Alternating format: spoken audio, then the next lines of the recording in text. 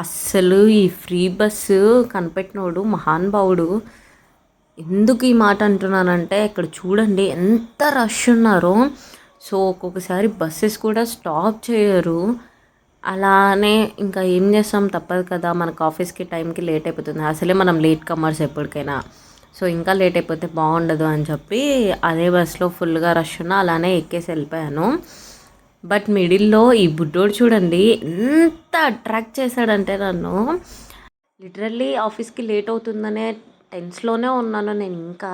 But ఈ బుడ్డోడు నన్ను చూసి ఐస్ బ్లింక్ చేస్తూ నవ్వుతూ నన్ను నవ్విస్తూ ఉంటే ఆ టెన్షన్ అంతా మర్చిపోయాను ఒక హాఫ్ అన్ అవర్ నుంచి 1 అవర్ వరకు. సో అలాగా ఆఫీస్కి వెళ్ళిపోయాము. సో ఈరోజు కొంచెం మన వర్క్ గురించి ఎక్స్ప్లెనేషన్స్ అవి ఇవి అన్నీ జరిగాయి. సో మనకి ఇక్కడ సోకులు తక్కువ కాదు కదా. సో అలాగా వీడియోస్ తీసుకుంటా ఉన్నాము. మధ్యలో కరెంట్ పోయింది. సో మళ్ళీ వెంటనే జనరేటర్ ఉంది కాబట్టి వెంటనే వచ్చేస్తుంది. సో అలాగే ఎందుకో ఈరోజు 3-4 టైమ్స్ అలాగా కరెంట్ వెళ్ళిపోయింది. తర్వాత ఇక్కడ మా హెచ్ఆర్ టీమ్ అదంతా వర్క్ గురించి ఎక్స్ప్లెయిన్ చేస్తూ ఉన్నారనమాట. ఇలాంటి సిరీస్ కావాలంటే కామెంట్ చేయండి.